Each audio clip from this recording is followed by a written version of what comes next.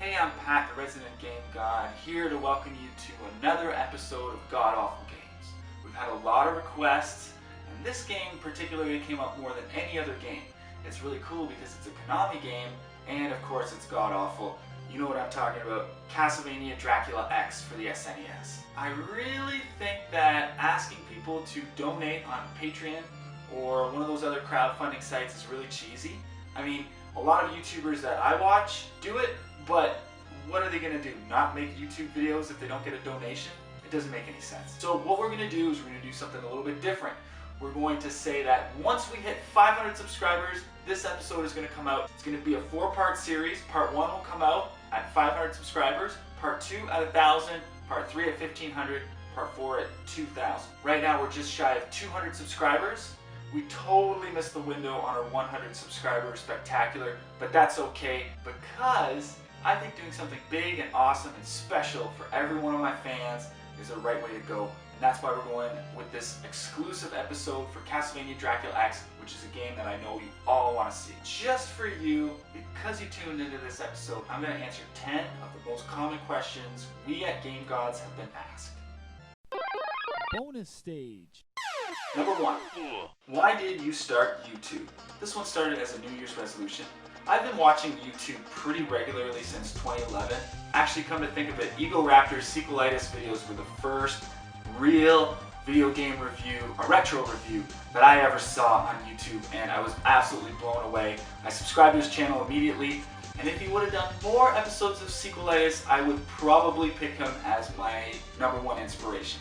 Unfortunately, there's only like 3 or 4 episodes of sequelitis, so I immediately switched over to watching AVGN. I thought his channel was amazing, and then sooner or later I was turned on to JonTron, Pro Jared, Game Theories, That One Video Gamer, aka The Completionist, GameSack, Dex the Swede, Larry Bundy Jr. Then I moved to another house, a bigger house, in 2014, and finally had a space for my video game basement. And the weirdest thing happened. I stopped having the desire to collect video games. I still buy them, but not at the extent that I used to. I used to go to trade shows, I used to go to game swaps, not anymore. So what the hell was I going to do with my entire collection of video games? Then it occurred to me, have a video game show where you show people your video game basement, play video games, which we technically haven't really done on Game Gods yet, but we're on our way, believe me. So, long story short, it was a New Year's resolution, and I've stuck with it ever since. It was my New Year's resolution for 2016, and I haven't given up on it. This is actually the first New Year's resolution that I've honored. Number 2, how did you come up with your YouTube name? Well, that one actually was incredibly easy. Game Gods, it's got a nice ring to it, but really, the reason behind it is, out of everyone that I know, I've got the greatest video game collection. So I'm considered the Game God. But there are other people, and part of the reason why I wanted to do this channel is to have people submit videos to us showing their video game collection. In Kingston, Ontario, there's a Game God. In Toronto, there's a Game God. In Chicago, there's Game God. There's Game Gods everywhere. So let us unite and talk about our awesome video game collections. How long have you been doing YouTube? That one's super easy. Our first upload was April 1st. Our channel was created before then, but I would say probably the first day that we went live was April 1st with an intro video because we were still working on the actual video that we wanted to upload for April 1st. So do the math, it's October. It's been about 6 months. And what a wild and crazy ride it's been. What do you use to record? Well, there's 2 real components to the channel. There's 3 real components to the channel. There's 3 real components to the channel. The film stuff, the audio stuff, and the game captures.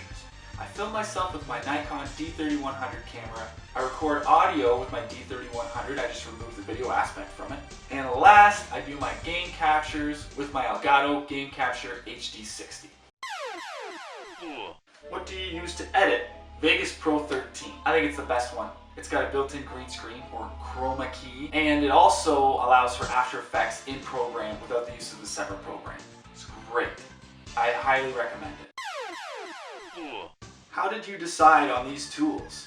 Well, that's really simple. I already had the camera, I bought the capture device, and the program, it's pretty pricey, 700 bucks. But the alternative to that is Creative Cloud, which allows for the use of After Effects, which technically has probably more effects than Vegas, but it's $50 per month US. And if something happened and I wasn't able to do any video cutting, shooting, or editing in a given month, I'm out that $50 US. So it's better to do a one-time purchase. Vegas one time cost me $700 and I haven't looked back since.